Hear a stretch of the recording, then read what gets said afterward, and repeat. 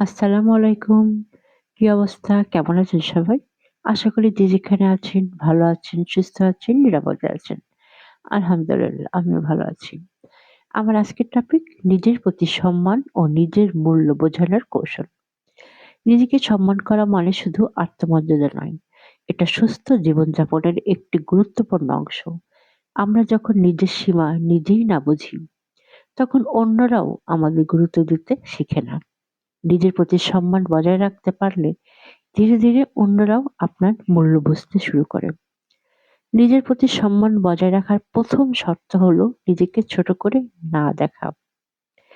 নিজের মতামত স্পষ্টভাবে প্রকাশ করা, না বলতে শেখা এবং অপ্রয়োজনীয় আপোষ এড়িয়ে চলা খুব জরুরি। সবসময় সবাইকে খুশি রাখতে গিয়ে নিজেকে হারিয়ে ফেললে সম্মান কমে যায়। আরেকটি গুরুত্বপূর্ণ বিষয় হলো আত্মবিশ্বাস ও আচরণ। শান্ত, দৃঢ় এবং শ্রদ্ধাশীল ব্যবহার মানুষকে আপনার গুরুত্ব বুঝতে বাধ্য করে। নিজের সময়, অনুভূতি ও পরিশ্রমের মূল্য নিজেই দিতে শিখুন। তাহলেই অন্যরাও তা দিতে শিখবে। নিজেকে সম্মান করতে শেখা মানেই স্বার্থপর হওয়া নয়, বরং এটা মানসিক সুস্থতার একটি বড় ধাপ। আপনি যত নিজেকে মূল্য দেবেন, ততই অন্যরা আপনাকে গুরুত্ব দেবে।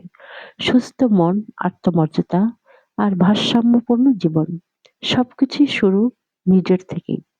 সোহান অলওয়েজ বিশ্বাস করে নিজের প্রতি সম্মান ও সুস্থ জীবনের প্রথম চাবিকাঠি। Bangladeshi blogger Sohan always. Thanks for watching.